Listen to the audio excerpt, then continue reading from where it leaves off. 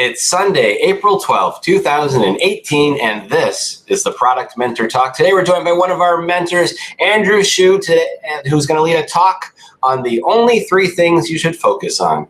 Can't wait to find out what they are. So let me just briefly explain the format for those of you who might be just joining us. This is a Product Mentor program. The people you see in the room are mentors and mentees within the current session of the Product Mentor. We've been going for around 5 years now. We're all around the world. And this is the people you see in the room are mentors and mentees. Everyone else, feel free to post your questions to the live chat. I'm gonna have to edit that. Please post your questions to the live chat. We're gonna quickly go around the room with some introductions. Let me start with the person closest to me, and that's Merzia. Hi everyone, I'm Merzia, and I am a mentee with the Product Mentor Group. Excellent. And let's go to Matthew. Hey everyone, my name is Matthew. I'm a mentee with the Product Group based in the New York area. Magdalene. Hi everyone, I'm Magdalene. I am a mentee and I'm located in San Francisco. Excellent. And Hannah. Hey everyone, I'm a product manager at Cordium in New York City. I'm a mentee in the program and my mentor. Excellent. And we'll go over to Andrew for a quick intro. I am Andrew Hsu. I'm a mentor in the program based in New York, working at Vega Factor, where I help companies build better cultures. And I will jump into more details about my history in the talk. Excellent. And I am Jeremy Horn, aka the Product Guy, and I'll be moderating here today. So if you can go over to theproductmentor.com/live. On the top of the screen, you'll see the video. On the bottom, you'll see the live chat. You can chat, you can post questions, comments. I'll get those questions to our mentor in fairly real time. I'll wait for a good moment to interrupt him. As long as it's topically related, I'll jump in. The more general things, what is product management? What is the meaning of life? Those questions I will actually still ask him if you ask. But I'll hold on to those till the end of the talk. But with all of that said, let's get it going. Let me hand it over to Andrew and to begin today's talk on the only 3 things you should focus on. All right, so this talk is about when everything is in chaos. Just kind of 3 things I think are most important on that really kind of help me focus. A bit about me. In my past, I was an electrical engineer. And then in the past 7 years, I've worked as a product manager for a variety of startups in terms of making and managing a mobile app for personal finance that had around 800,000 active users, coordinated the launch of Google's material sign-in, and then also helped with launching a product that focused on home valuation. And currently I'm focused on working with large companies to help them build more effective cultures. So kind of a quick analogy. So in cooking, it's just something I noticed that I think 3 things to really focus on are the heat you're applying, how long you're applying it, and the space on the pan will really kind of let you play with and make the food that you're looking for. Another similarity is in project management. You know, when you've got a deadline, you're really working on being effective. The 3 things that you can change are, can you make your scope less? Can you change it? Can you add more people to the problem? Or can you find more time? And so those are 3 things to focus on within project management if you're trying to be more effective. And something that I've noticed is that when everything's getting pretty crazy, the 3 things that I focus on to really make sure that I'm focused and delivering impact are customers, for sure, number 1, and then your team, making sure that you're framing the problem well and empowering them, and then yourself. So to get started, what could chaos be? How about a zombie apocalypse? So you're a product manager at Zombie Corp, and you have 2 customers that you know about, Transylvania in the top and Pegasus at the bottom. All right, so the focus number 1, so it's obviously pretty chaotic. You've got to figure out what to get your team to deliver and make sure that you're on time and helping your customer. So the first focus is definitely your customer.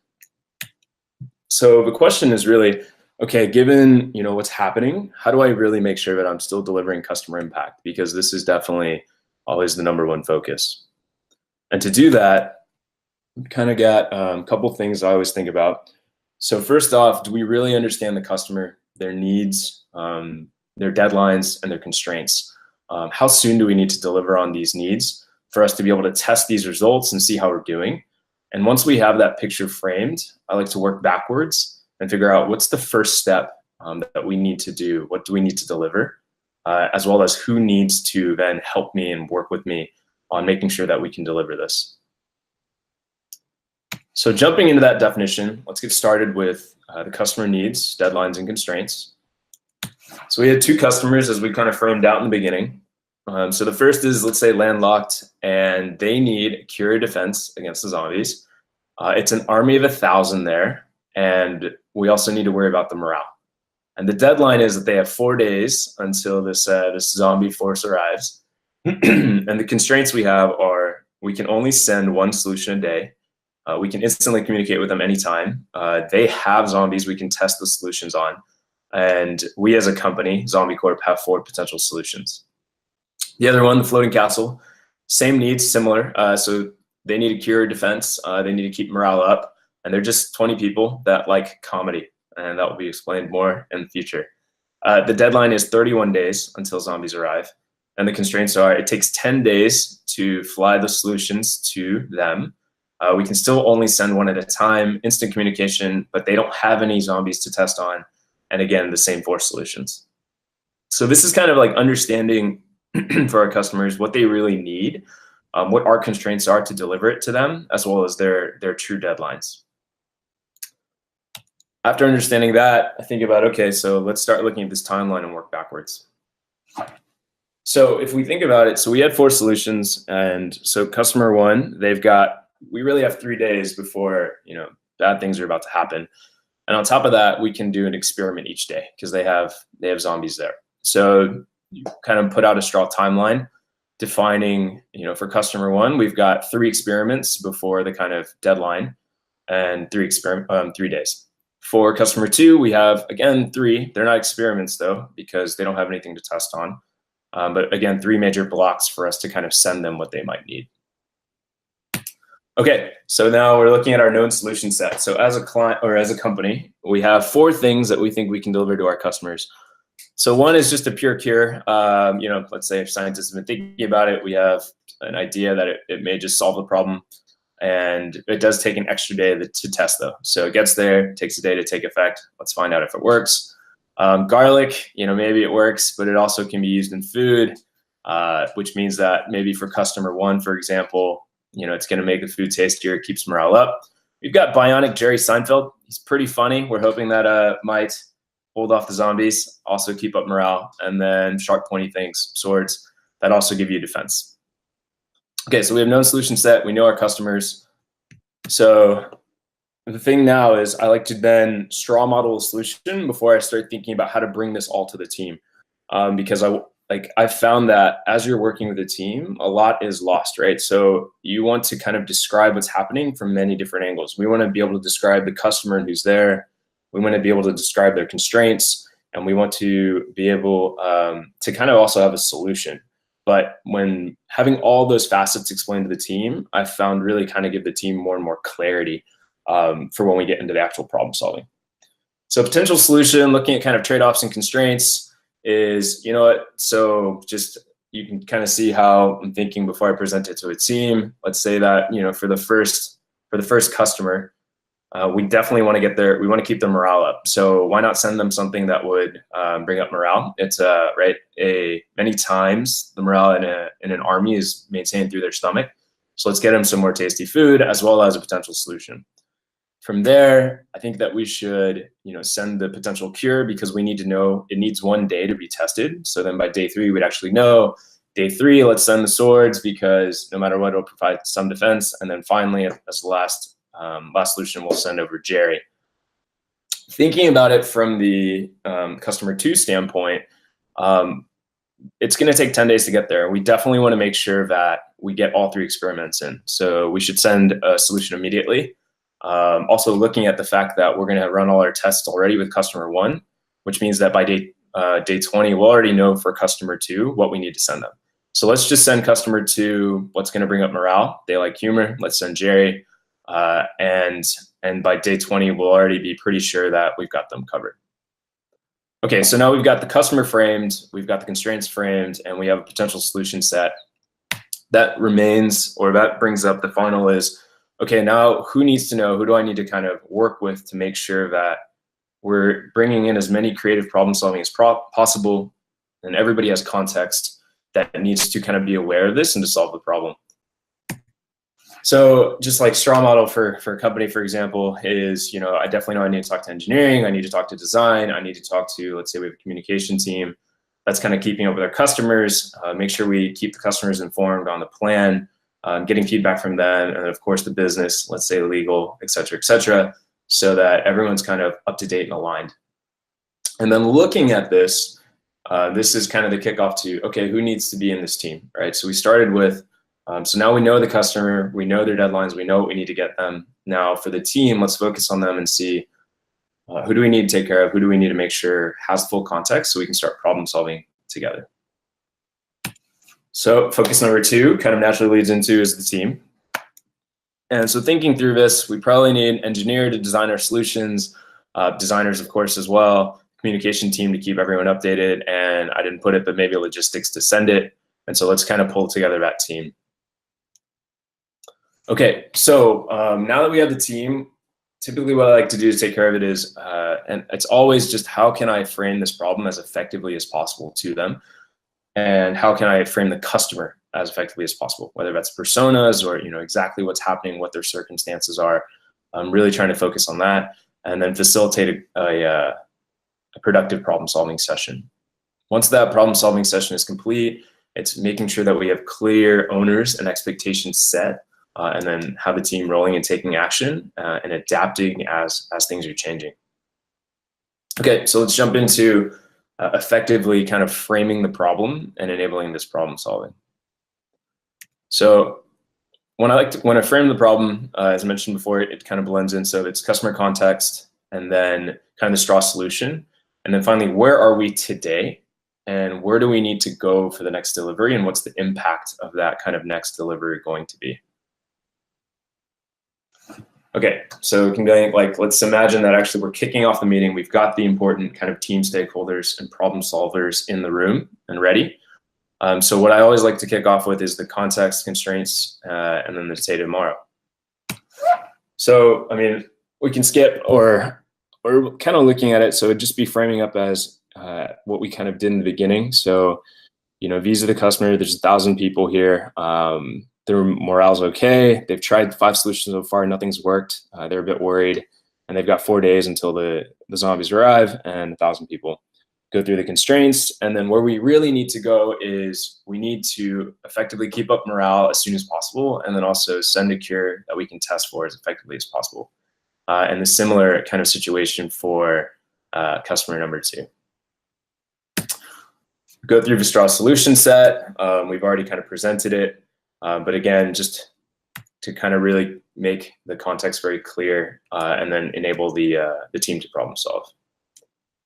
So finally, so now that like the customer situation is clear and a potential solution is clear, which I found kind of helps facilitate ideas or complaints, I think about the facilitation as I kick it off with encouraging expansive problem solving. And so what this is now that we trust that our folks have the context they need and they have a clear view on the problem, it's just, hey, can we ideate for 15 minutes and there's no bad answers?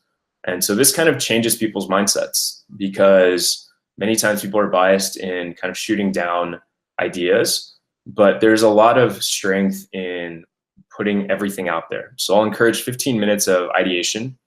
And during this time, anyone can throw out ideas to how we can solve these problems more effectively or add in answers that none of us have thought about yet. And during that time, I'll list everything as I'm facilitating this problem solving. So we'll have everything written out. And once there's kind of a lull, then, okay, so we'll hit pause and we'll say, okay, now we're going to move into reductive problem solving mode, which is, okay, so given this entire feature set of potential solutions and all the context that we've had, what ideas do we think are best that we'd like to move in on? And so we might narrow it down to 3 or 4, have a debate about those 3 or 4, and then actually move into the actual solutions as well as the timeline. So if as we're kind of problem solving, let's say we land on 1 or 2 solutions, then it becomes like, okay, so let's kind of problem solve that, write it down, and at the end, we'll have a set of owners and define the expected outcomes. Okay. So after kind of that problem solving session has been done in terms of kind of expansive and then the reductive problem solving, here's an example of kind of the output of that meeting. So we've got, okay, for each of the customers, we know the next kind of deliverable has been agreed upon for customer 1, and we know the deliverable that's been agreed upon for customer 2. And within that team, we've kind of started to logistically problem solve deadlines, timelines, and who's going to own what. So as an example, the owners coming out of this meeting might be, okay, for engineering, we've got V1 built by 2 p.m. today, design by 2 p.m. as well. Communications, we need to immediately convey this after this meeting, make sure that we're bringing back any facts that might complicate the situation, that might make things more complex that we haven't taken into account.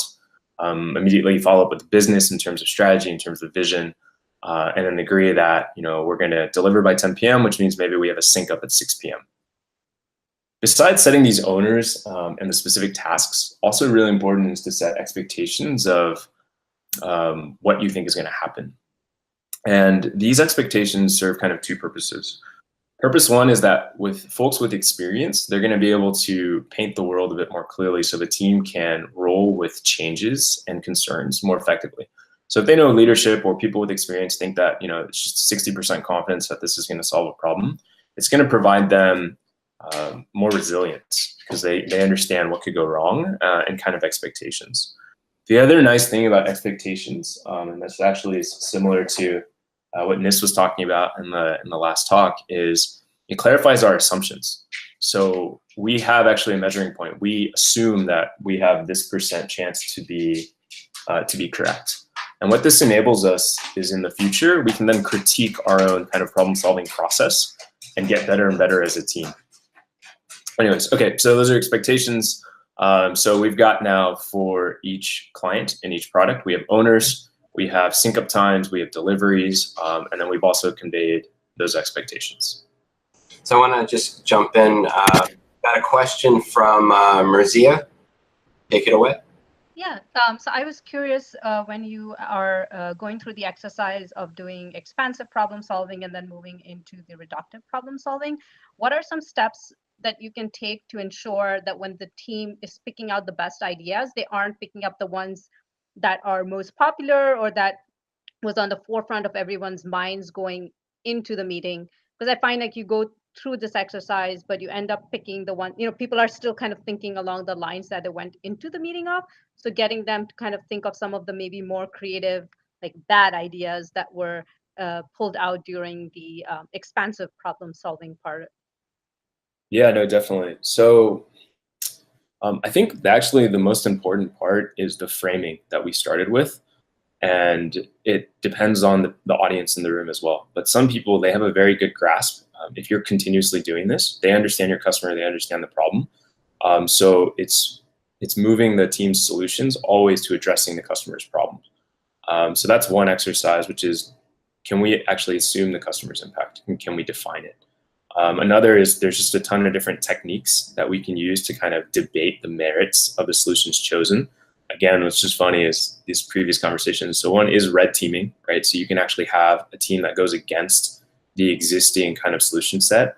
Another really interesting methodology is whoever is actually debating the most, let's say there's 2 people that are really at ends with each other, actually have them debate each other's point. So they have to pitch the other side's pros and cons. That's another example. But the main things really are around customer impact. So okay, that's great. Let's, we're debating these. And what do you think is going to change when we deliver this? And does it do it in the time frame allotted? And that's why that timeline and understanding the customer is really important. We might add in a third aspect, which is the company's strategy as well. But at that point, it really depends on the team, as well as what the team members are willing. So, some team members, they're very specialized. They're not going to have that overall picture. And hopefully kind of team dynamics have worked out. So you've worked together long enough that you can kind of work that out. Cool. Keep the questions coming in to the productmentor.com/live or the live chat on YouTube. And with all that said, let me hand it back to Andrew to continue the talk. All right, great. So we ended with, after the meeting, we've got the owners, we've got expectations set, both so we can critique and so the team knows kind of what likely could happen. And that takes us to the final focus, which is yourself. So if the customer's taken care of, your team's taken care of, and I think everyone can see how this all kind of blends as well. And it's never sequential either. I do find that customer and timelines are the best way for me to prioritize and keep myself moving. But all three of these blend. So finally, we're on yourself. So for yourself, it's, how do I really continue to make these complex, chaotic situations sustainable? And then how does my current work fit into my career in terms of my company now and maybe where I want to go? So just two parts to here. So you personally, and then your career.